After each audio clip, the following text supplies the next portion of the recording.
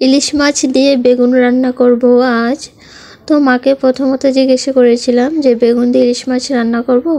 তো মা বলতেছিল হ্যাঁ রান্না করো, ইলিশ মাছ দিয়ে বেগুন রান্না অনেক মজা হয়। তো এখন আমি এইগুলা মাছ আর বেগুন কেটে নিব। আসসালামু আলাইকুম, আপনারা সবাই কেমন আছেন? আমিও আল্লাহর রহমতে ভালো আছি। আমার ভিডিওটি কাছে কিংবা দূরে, দেশ কিংবা দেশের বাহিরে যারা দেখছেন তাদেরকে অসংখ্য ধন্যবাদ। তো এই যে ইলিশ মাছ কেটে, বেগুন কেটে, আলু কেটে নিয়েছি। তো আলুটা না দিলে তো নাই হয়, বেগুনের সাথে আলু না দিলে খেতেও ভালো লাগবে না। তো এই যে দেখেন তেলটা কালচে কালচে হয়ে গিয়েছে কেন, মানে ইলিশ মাছ ভেজে নিয়েছি, তারপর বেগুন ভেজেছি আমার শিফা মার জন্য, তার জন্য এরকম হয়ে গিয়েছে। তো এরকম হলে আর কিছু করার নেই। পেস্টটা ভেজে পরিমাণ মতো পানি দিয়ে 2 চামচ হলুদ গুঁড়া, 1.5 চামচ মরিচ গুঁড়া, আদা বাটা, রসুন বাটা 2 চামচ, স্বাদ মতো লবণ দিয়ে মশলাটা ভালোভাবে কষিয়ে নিচ্ছি।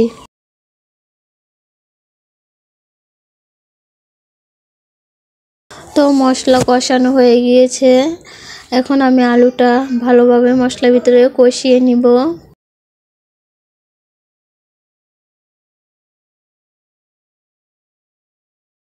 তো ঢাকনা দিয়ে দিলে তাড়াতাড়ি মানে সিদ্ধ হবে আলুটা, তার জন্য ঢাকনা দিয়ে ঢেকে সিদ্ধ করে নিলাম। এখন বেগুনগুলা দিয়ে দিচ্ছি আলুর সাথে। তো বেগুন হতে তো বেশি সময় লাগবে না।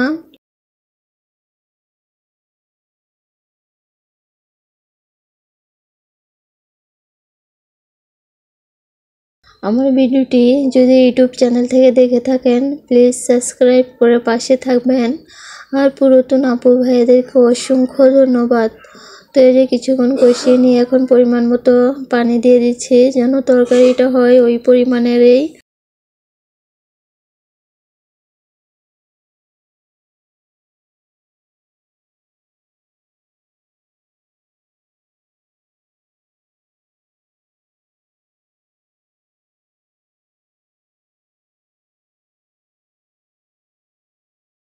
তো ঢাকনা দিয়ে ঢেকে দিলাম।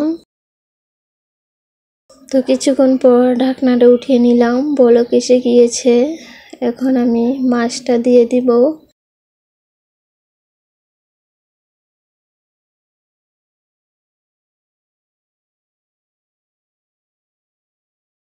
তো ইলিশ মাছের মাথা 2টা, আগে একটা ছিল ঘরে, তো মাকে বলতেছিলাম মা যে 2টা মাথা রান্না করব, বলতেছিল আচ্ছা রান্না করো। তো মা তো অনেক পছন্দ করে খায় ইলিশ মাছের মাথা, আর 1 পিস মাছ বাবার জন্য রেখে দিয়েছি ভাজা ভাজা করে। বাবা তার বেগুন তরকারি খাবে না, তার জন্য। আমার ভিডিওটি যদি ফেসবুক পেজ থেকে দেখে থাকেন ফলো দিয়ে পাশে থাকবেন। কি বলুন তো, শরীরটা এতই খারাপ হয়ে গিয়েছে গতকাল থেকে, মানে কি বলবো, হাঁটতে পারি না এরকম লাগে, মানে কথাও বলতে পারছি না আপনাদের মাঝে। তো এই যে আমার তরকারিটা হয়ে গিয়েছে, এখন আমি জিরার ফাঁকি দিয়ে দিলাম। জিরা ফাঁকি দিলে তরকারিতে খেতেও ভালো লাগে।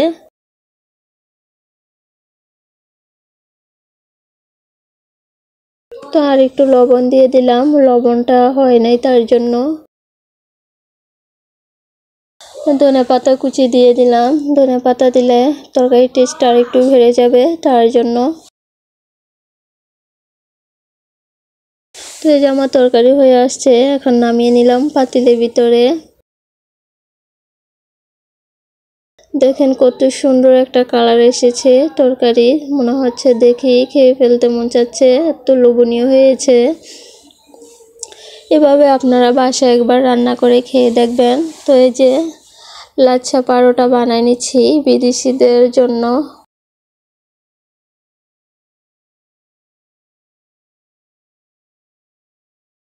তো কিভাবে বানাচ্ছি আপনাদের মাঝে শেয়ার করছি। পারোটাগুলা প্রথমত করে রেখে এখন পারোটাটা বানিয়ে এখন তেল দিয়ে আর আটার গুঁড়ি দিয়ে দিলাম। প্রথমত তেল মাখিয়ে আটা রুটির ভিতরে, তারপর আটার গুঁড়ি দিলাম। তো এক হাতে ক্যামেরা ধরছি আর এক হাতে বানাচ্ছি, এভাবে বানাচ্ছি। কখনো এভাবে পারোটা বানানো হয় নাই। তো এই যে তো বাবা দেখাই দিয়েছিল একবার এভাবে বানানো। তো সিফাত এভাবে বাড়িতে থাকতে এভাবে বানিয়ে খাওয়াইছিল আমাদের। তো বাবাকে দেখে বলতাছিলাম যে বাবা এভাবে তো আমি পারি বানাইতে। আজকের ভিডিও এই পর্যন্তই। আল্লাহ হাফেজ।